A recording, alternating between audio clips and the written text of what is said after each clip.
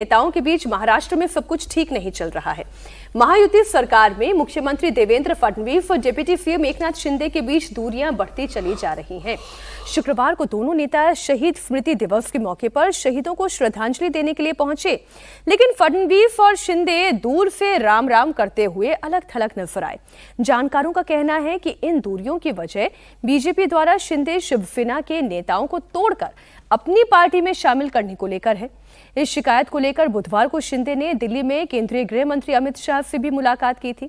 इसके बाद से ऐसी भी खबर है कि पिछले करीब 48 घंटे से दोनों नेताओं के बीच बातचीत बंद है। इससे पहले बुधवार को नए फौजदारी कानून को लेकर आजाद मैदान में आयोजित प्रदर्शनी के उद्घाटन के मौके पर फडणवीस के साथ शिंदे भी जाने वाले थे, लेकिन डिप्टी सीएम ने कन्नी काट ली। पटना की एक तस्वीर आपको याद होगी, जब नीतीश कुमार का शपथ ग्रहण समारोह था। सीएम फडणवीस मंच पर थे, शिंदे और अजीत पवार भी पटना पहुंचे थे, लेकिन जो तस्वीर है वो कुछ अलग दिखाई दे रही थी। तीनों साथ साथ नहीं दिख रहे थे। शिंदे और अजीत तो एक साथ, शिंदे और अकेले नजर आए और उनकी अमित शाह के साथ तकरीबन 40 मिनट तक अलग से बातचीत भी हुई थी। समीर जी के पास ज्यादा इससे जुड़ी हुई इंफॉर्मेशन होगी। अब ये बताएं, क्या कोई ऑपरेशन लोटस की शिकायत भी हुई है?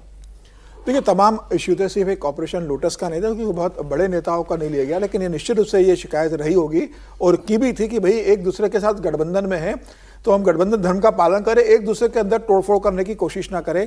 फिर अभी बीएमसी के चुनाव आ रहे हैं, कॉर्पोरेशन के तो सीटों का डिस्ट्रीब्यूशन कैसा होगा, क्या बीजेपी अकेले चुनाव लड़ने का मन बना रही है, तो गठबंधन में तो सहयोगी साथ में लेकर चलना है, और तमाम मुद्दे रहे होंगे। अब देखिए, महाराष्ट्र के अंदर देवेंद्र फडणवीस मुख्यमंत्री है, एकनाथ शिंदे पूर्व मुख्यमंत्री उप मुख्यमंत्री, वो अपने आप को मुख्यमंत्री से कम नहीं मांगते। तीसरे अजित पवार है, जो मुख्यमंत्री बनने के लिए गठबंधन में आए, वो भी कह रहे इतनी बार मैं उप मुख्यमंत्री रह चुका हूं, कभी तो मैं मुख्यमंत्री बनूं, तो वो भी अपनी अलग राजनीति करते रहते हैं। तो तीन बड़े नेता जब साथ में होंगे सत्ता में, तो तीनों का ईगो कहीं ना कहीं क्लेश होता होगा। लेकिन अगर शिवसेना के नेता अगर बीजेपी से जुड़ते चले जा रहे हैं, तो फिर एकनाथ शिंदे की पावर कहां जाएगी? नहीं, निश्चित रूप से ये बीएमसी के पहले हुआ से शिकायत की होगी, लेकिन ऐसा नहीं कि, और बाद में उसके बाद देवेंद्र फडणवीस का बयान भी आ गया था।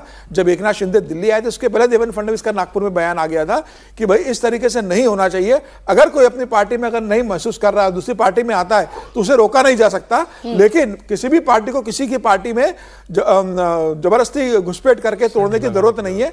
तो मुझे लग रहा है कि तीनों के बीच में अंडरस्टैंडिंग काफी बेहतर बनी हुई, और जिस तरीके से देवेंद्र फडणवीस सरकार को चला रहे हैं, जिस तरीके से प्रदर्शन कर रहे हैं, जो काम कर रहे हैं, वो काबिल तारीफ है। और एकनाथ शिंदे का भी 2.5 साल का मुख्यमंत्री का कार्यकाल रहा है।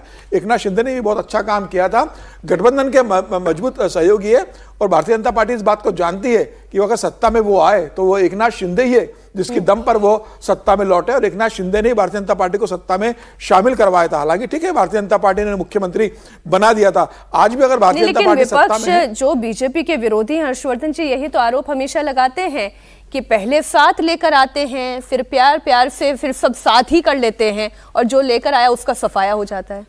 नहीं, देखिए, ये तो कोई भी दो पार्टियां होंगी तो उनके बीच में ये रस्साकशी, ऊपर चढ़ जाना, अपनी जो संख्या है बढ़ा लेना, ये सब चलेगा ही। और इसका एक दूसरा भी पहलू होता है, जैसे ये जो कहा जा रहा है ना कि पार्षद टूट कर चले आ रहे हैं, अब वो कौन खींच रहा है या खींचे चले आ रहे हैं, इसका भी तो होता है फर्क ना। एकनाथ शिंदे जी को भी तो ये अच्छे से पता है कि जब बीएमसी थी तो शिवसेना और भारतीय जनता पार्टी लगभग बराबर थे। कई जगहों पर भारतीय जनता पार्टी का जो कॉर्पोरेटर का प्रत्याशी था वो दूसरे नंबर पर था, तो एक उनको संभावना दिखती है और इसके लिए भी ये तोड़फोड़ होती है। लेकिन इस सब के बावजूद मेरा ये मानना है कि एकनाथ शिंदे जहां पर खड़े हैं, उनके लिए बड़ा आसान नहीं है कि बीजेपी से वो अलग हटें और अपनी कोई पार्टी बना ले। जिस दिन वो हटेंगे, शिवसेना फिर वही उद्धव जी वाली ही असली हो जाएगी। उनका कितना आधार बचेगा, ये सवाल है। और चूंकि एकनाथ शिंदे को भी पता है, भारतीय जनता पार्टी को भी पता है कि एकनाथ शिंदे ने उनके लिए बहुत बड़ा काम किया है, तो दोनों संतुलन बनाए रखेंगे। लेकिन रस्साकशी तो ये चलती ही रहेगी, इसमें कोई बहुत चौंकाने वाली चीजें नहीं है।